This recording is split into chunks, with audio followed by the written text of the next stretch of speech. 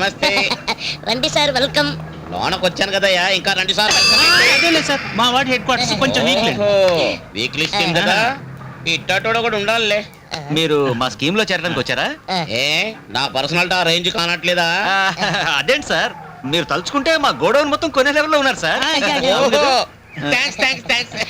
సరే గాని నాకు వచ్చిన డౌట్, ఇప్పుడు 1000 రూపాయలు కట్టి మీ స్కీమ్ లో చేరితే వారానికి 1 కిలో చికెన్ ఫ్రీగా ఇస్తారు కదా? సరిగానే ఇప్పుడు ఒకవేళ వచ్చే వారం నేను ఏ ఊరైనా వెళ్ళాననుకో, అప్పుడు దాందే ఉంది సార్, వచ్చే వారంది ఈ వారంది కలిపి ఇప్పుడే తీసుకోండి సార్. నా డౌట్ క్లియర్ అయిపోయింది. ఇదిగో 1000 రూపాయలు, అదే ఆ మెంబర్షిప్ కార్డు, ఆ 2 కిలోల చికెన్ ఇటు పడేయండి. రే డాక్టర్, సార్కి 2 కేజీలు చికెన్ కావాలి, ఇది కేజీన్నరే ఉంది. నువ్వు దీని సంగతి చూడు. సార్ ఇప్పుడే వస్తాడు sir. Okay, take your own time. 5 minutes sir, వచ్చేస్తాడు.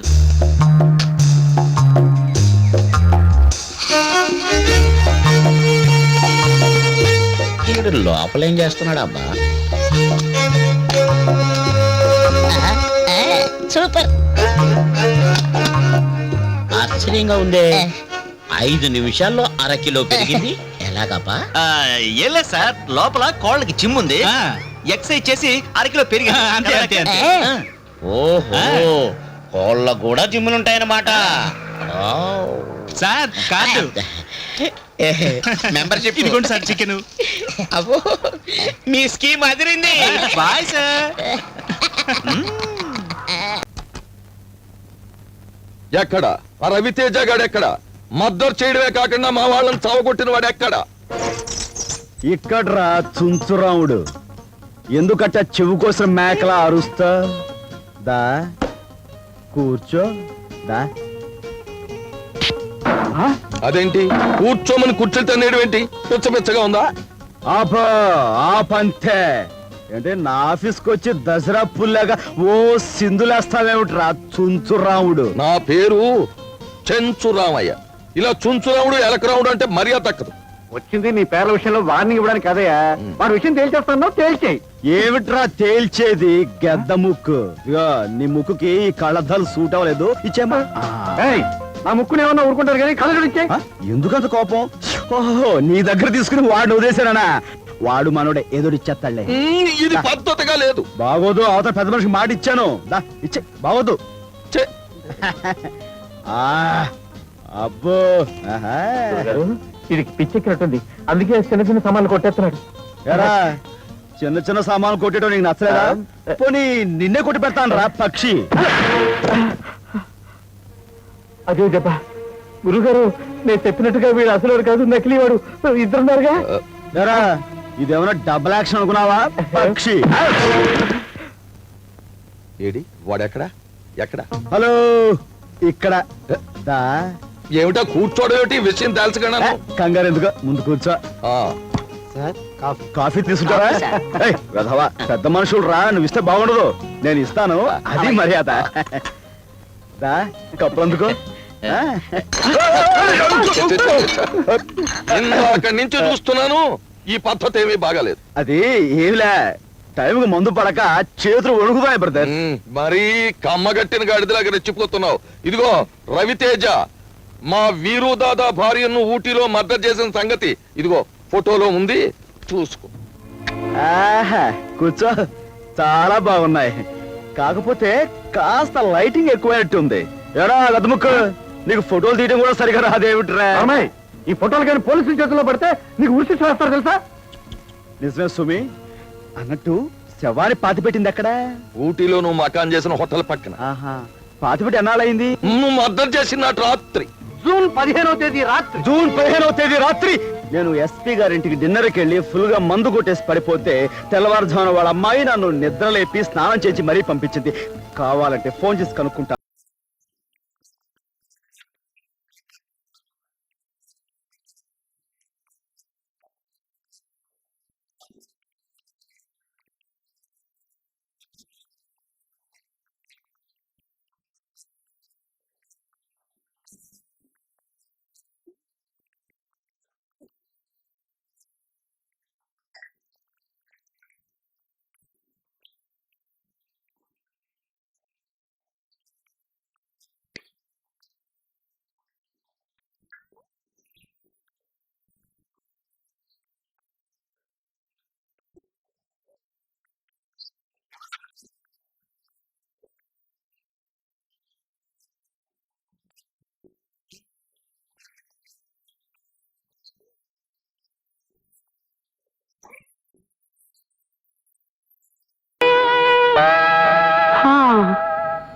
ఆకాశంలో బస్సు మబ్బులు రైలు మబ్బులు కమ్ముకుంటున్నాయి.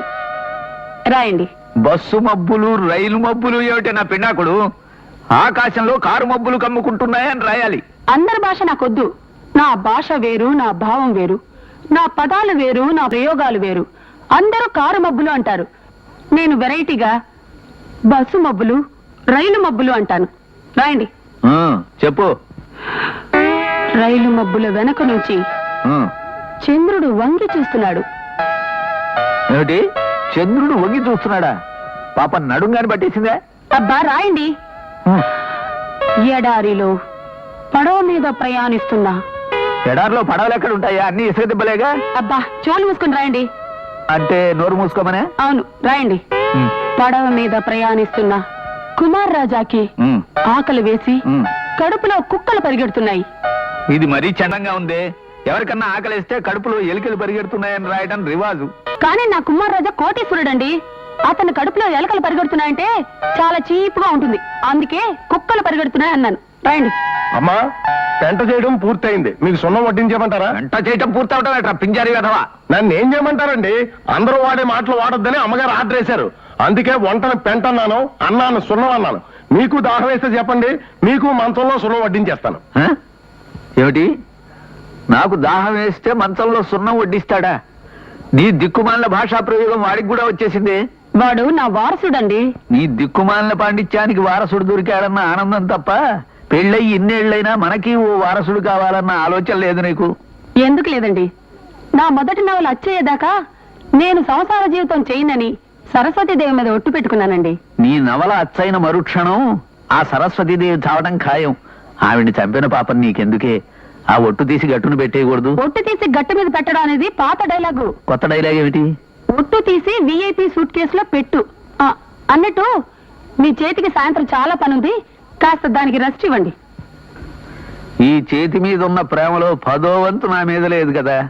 నాకు పెళ్ళైతే మాత్రం సుఖమే ఉంది. మిలిటరీలో ఉన్నప్పుడు చేతికే పని, పెళ్ళైన తర్వాత చేతికే పని. అమ్మో, దీనికి దెబ్బ తగిలితే ఈ మాత్రం చేతి పని చేయడానికి ఉండదే. ఏమండి? మంచంలో సున్నం కరిగిపోతుంది, తొందరగా రండి. వస్తున్నా. శుభోదయం, శుభ సంకల్పం, శుభవేళ. ఇంకా శృతి మొదలెడతాడ్రా బాబాయ్. అది కాల్చి భస్మం చేస్తాను. కూర్చోండి. ఏమ్మా, మీ నాన్నకేమో బట్టల వ్యాపారం, నువ్వేమో బట్టలు వేసుకోవు. ఏరోయ్, ఎప్పుడో కాలేజీ ఓపెనింగ్ ఎప్పుడు చూశాను, మళ్ళీ ఇప్పుడు చూస్తున్నాను. మీసాలు కూడా వచ్చాయిరా? అంటే కలిసి సంవత్సరం అయింది కదా సార్. కలిసి అనకూడదు, కనిపించేరా గురించాలి. ఏరోయ్, కండలు బాగా పెంచావురా కరణం మల్లేశ్వరలాగా. కరణం మల్లేశ్వర అమ్మాయి సార్. నువ్వు మగవేధం అంటావు. సరే అట్లాగే గురించు. సరే, ఇక పాఠం మొదలు పెట్టబోతున్నాను, జాగ్రత్తగా వినఘూరించండి. ఇవాళ మనం చెప్పుకోబోయే పాఠం శ్రీనాథుడు.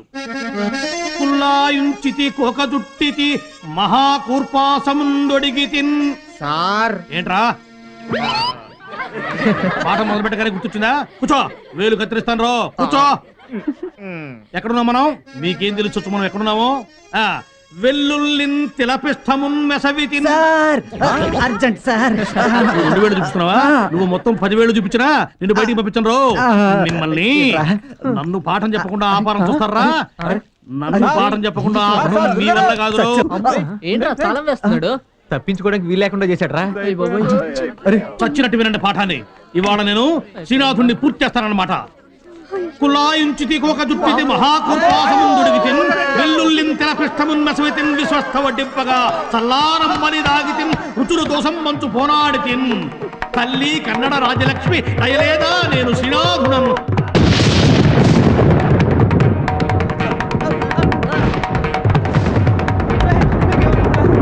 ఇవాటికి ఈ పాఠం పరిసమాప్తి. అంత ముడిచిపోయేరేమిటి? శభాషురా, ఇన్నాటికి నా పాఠం విని తట్టుకున్న వాడివి నువ్వు ఒక్కడివే ఈ కాలేజీలో. వీడు కూడా పడిపోయాడు. పైన శివుడు, కింద పిడుగు. శివుడు కన్ను తెరిచినా, పిడుగు కంఠం విప్పినా రగిలేది అగ్గి, మిగిలేది బుగ్గి. మొట్టమొదటి పాడరికే ఇట్లా అయిపోయారు. ఇంకా 4 రోజులు ఈ ఎట్టా తట్టుకుంటారో ఏమో. చూద్దాం వీళ్ళ అదృష్టం. తెలుగు వన్